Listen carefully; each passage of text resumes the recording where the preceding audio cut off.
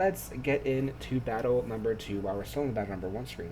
We're talking about this. But the first team leader of the second battle of week 7, that's a lot of numbers, is the Raichu Raiders led by Hazel playing for the P Flag charity.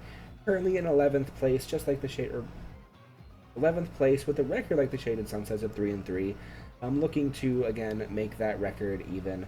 Um, Coming off from a really good first couple weeks, and just been, I don't want to say struggling, but has been sort of struggling the past couple weeks, getting I think just one win in the past 3 weeks. Definitely looking to change that today, but we see this team has been kind of relying on the same 6 Pokemon, the same 6 strategy. Yeah, hasn't been preparing any new Pokemon, but that could change at any minute. The Azumarill having not been brought yet, but Azumarill having some really good potential.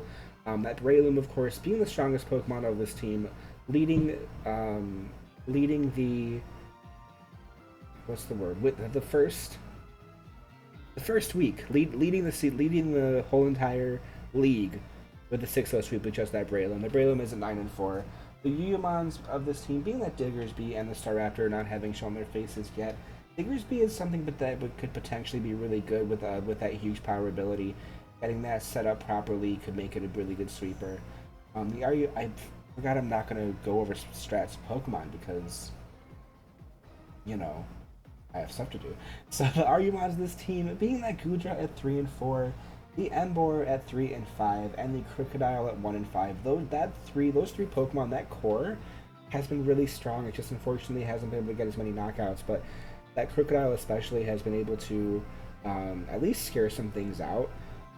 It's really strong Pokemon. You see the Enumons of this team being the Appleton at 1-5, and the Bayleaf and the Vanillux each having not shown their faces yet.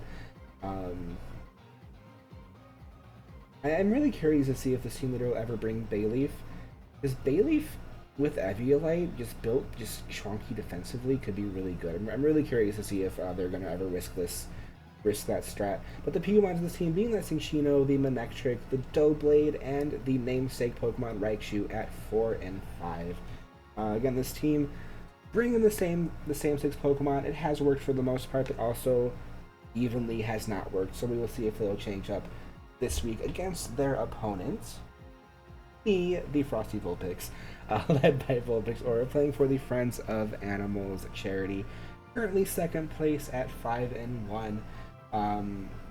Looking to, I'm definitely looking to increase that record after my embarrassing loss against Mars, against the Goldenrod Goldangos, my choke, trying to make up for that. Anyway, the Oyumons of this team having an even score, the Meowscarada and Ninetales, Alolan, each being at 8-2.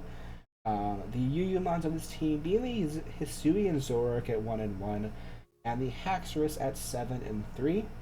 The Argumons of this team being the Florges at 1-0, the Indeedee, the male Indeedee at 0-3, not having nearly as much luck as the female form on that Sylveon's team, the Indeedee not doing much. And we also see the Cantonian Ninetales at 0-0, not being brought yet, but it was a recently traded Pokemon from the original. What Pokemon is that? The Primeape. There we go. Primeape was originally traded for it. The Enumons of this team being the Umbreon at 0-1, not having any knockouts, but the time it was brought, really doing its job and being the annoyance that it should be. And the newly traded Toxicroak. The Sceptile was traded out from this team, from my team, to the San Negas crew in exchange for that Toxicroak, who has not been brought yet because the trade just happened last week.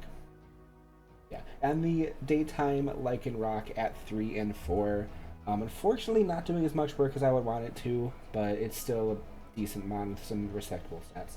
The Piyumons of this team being that Malamar at 0-1, the Centiskorch at 2-1, the Emolga not getting any knockouts or feints, but it has been doing its job when it has shown up, and the Lantern at 4-2. The Lantern is a pick that I'm surprised has been going as well as it has been, because Lantern was just like, I want a water type. I've heard Lantern's decent. I'm gonna run Lantern, and it has been actually paying off for me. So, um, yeah, both of these teams about to battle it out. Let's see the starting lineups of these two teams. Obviously, I know what happens, but the Raichu Raiders coming in with a completely different team, which threw me off. I was not. I mean, I was expecting a different team, but I was not expecting a different team.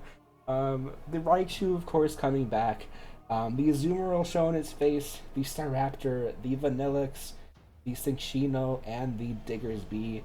No Breloom, no Appleton, no, the normal mons they've been bringing. Yeah, we got the two huge power mons showing up. The Skill Link Cinccino, absolutely terrifying.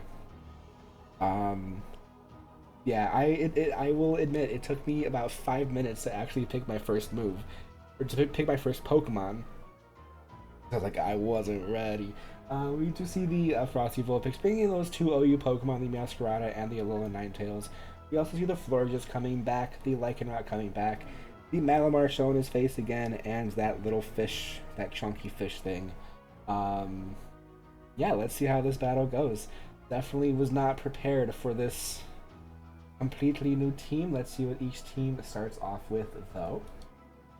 The Raichu Raiders leading off with that Staraptor with the Frosty Vulpix aiding with that Meowscarada.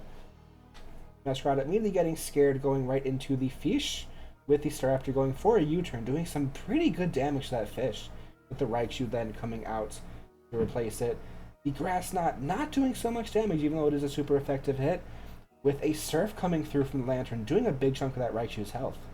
Raichu getting scared going into that Azumarill, with another Surf coming in, doing not too much damage, but some. And the Belly Drum going in from that Azumarill right away, and the Citrus Berry bringing it back to over half HP.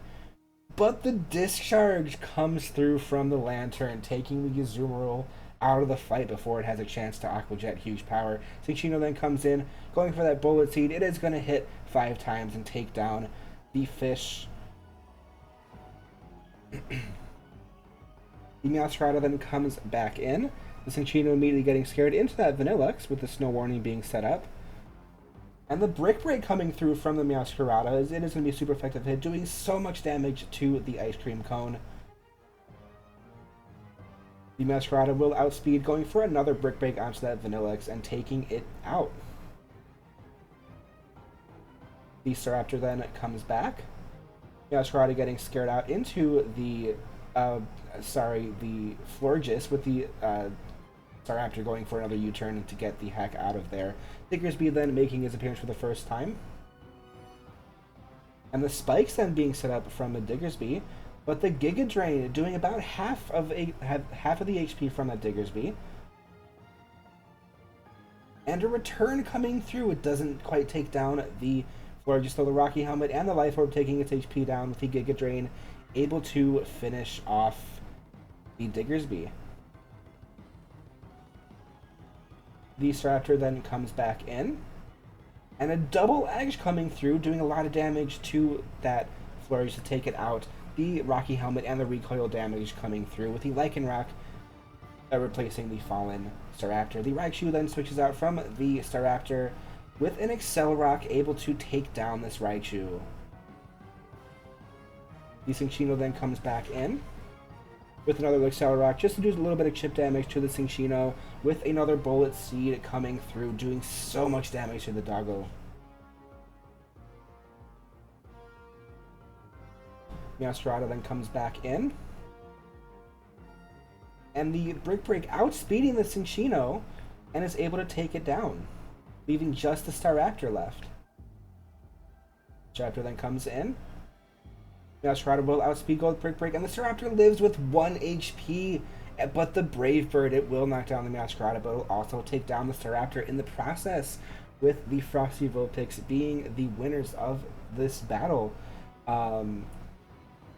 Very, very good showing from this Raichu Raiders. Again, I was not expecting any of these Pokemon. So it was good to see the Raichu Raiders changing it up and getting some good value out of it. Just was not able to pick up that win, unfortunately.